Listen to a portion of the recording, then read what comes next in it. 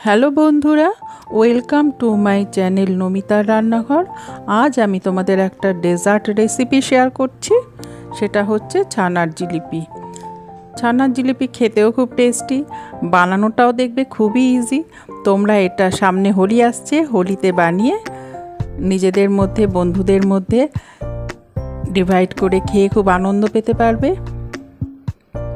আমি এটা বানানোর জন্য নিয়েছি 1 প্যাকেট দুধ। আমি আমুল কাউ মিল্কটা ইউজ করেছি, তোমরা যে কোনো দুধ ইউজ করতে পারো। আমি এই দুধটা ফুটতে দিয়েছি। এখন এটাকে আমি ছানা কাটবো। ছানা কাটার জন্য আমি ইউজ করছি ভিনিগার। দেখো দুধটা ফুটে উঠেছে, এবারে আমি ভিনিগার দেব। প্রথমে 1 টেবিল স্পুন আমি ভিনিগার দিলাম, দিয়ে দেখো নাড়ছি। এতে কিন্তু হবে না, জাস্ট একটু কাটতে শুরু করেছে, আমাকে আরও ভিনিগার অ্যাড করতে হবে।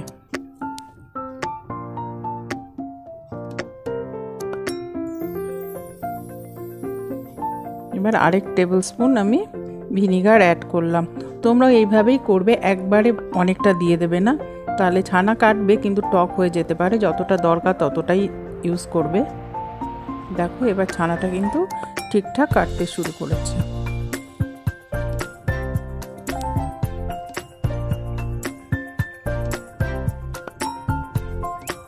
দেখো ছানাটা ঠিকঠাক কেটে গেছে। তোমরা যদি দেখো যে 2 টেবিল স্পুনে হচ্ছে না, তাহলে আরও হাফ টেবিল স্পুন দিয়ে দেখতে পারো। দেখো সুন্দরভাবে ছানাটা কেটে গেছে। এবার আমি ছানাটা থেকে জল ছেঁকে নিচ্ছি স্ট্রেনারের মাধ্যমে।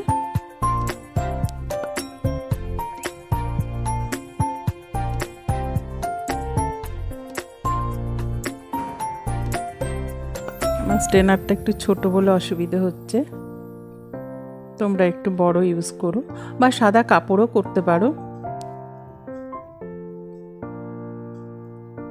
ছানার জলটা ঝরতে দিতে হবে।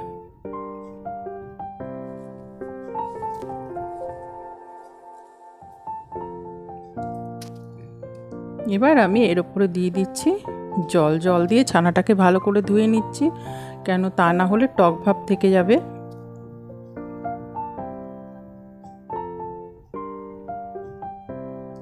ছানাটা ভালো করে জল দিয়ে ধুয়ে নিলাম। এবার একটু হালকা হালকা করে চেপে দিচ্ছি, দিয়ে এবার এইভাবে রেখে দেবো আমি ঘন্টা 2। তাহলে কি হবে, ছানাটা থেকে জল অটোমেটিক পড়ে যাবে।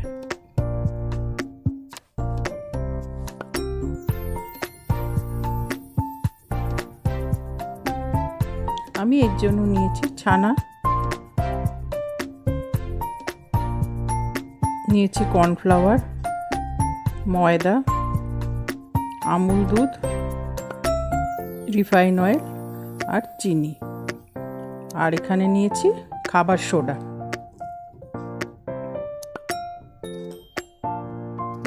প্রথমে আমি ছানাটা নিয়ে নিলাম, ছানাটাকে ভালো করে চেপে চেপে মাখবো যাতে সফট হয়ে যায় ছানাটা।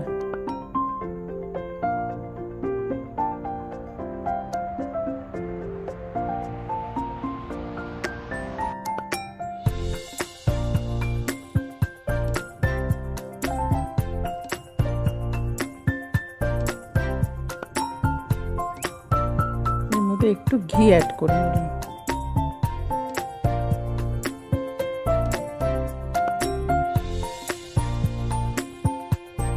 এবার এর মধ্যে দিচ্ছি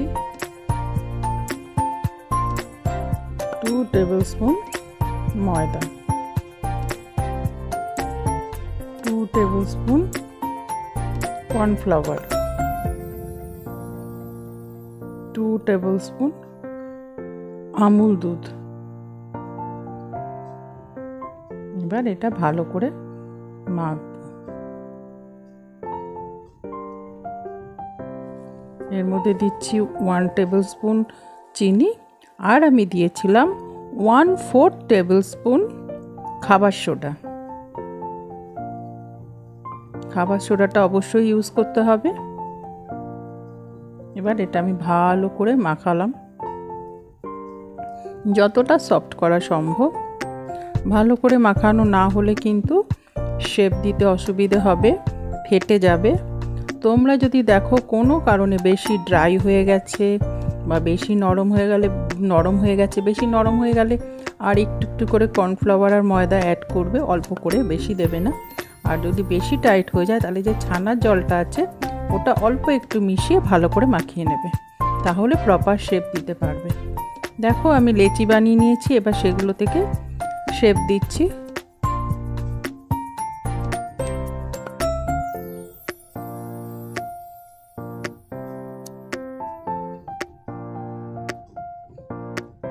এরকম বানিয়ে নিলাম। এবারে মুখটাকে জাস্ট পেঁচিয়ে লাগিয়ে নেব। এইবারে এইভাবে পাকিয়ে এরকম করে শেপ দেব, ঠিক যেরকম ছানার জিলিপি আমরা দেখি খাই সেরকম সেমভাবে বানিয়ে নেব সবগুলো।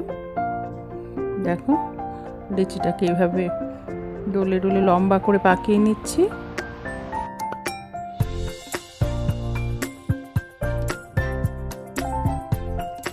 প্রপার মাখাটা হয়েছে বলে দেখো ফেটেও যাচ্ছে না, কোনো অসুবিধে হচ্ছে না।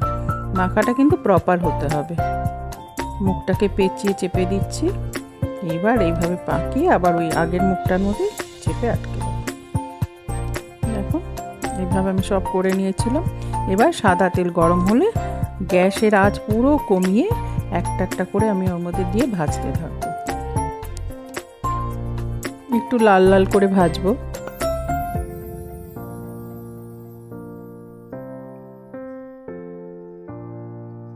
দেখো ফুলে কিন্তু অনেকটা বড় হয়ে গেছে, খাবার সোডা দেওয়া আছে।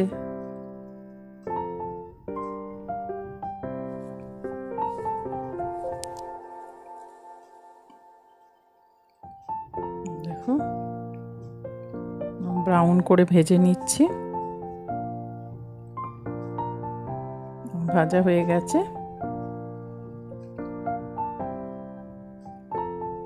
এবার নামিয়ে নিলাম।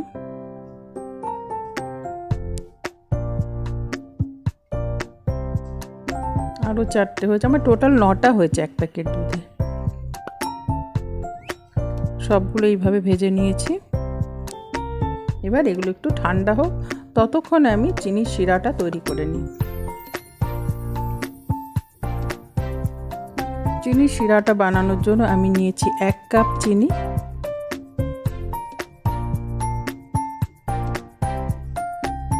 নিয়েছি 1 কাপ জল।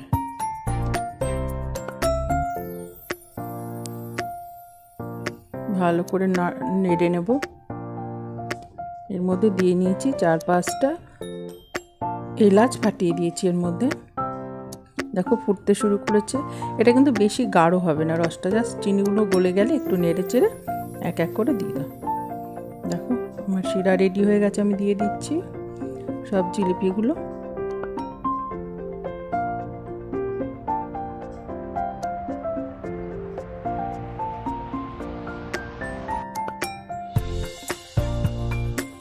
সব জিলিপিগুলো আমি দিয়ে দিয়েছি। এবার জাস্ট একটু ফুটবে, তারপরে গ্যাস অফ করে গ্যাস অফ করে ম্যাক্সিমাম 1 ঘন্টা, 1 ঘন্টাও লাগে না ঠিকঠাক হলে, রেখে দেবে।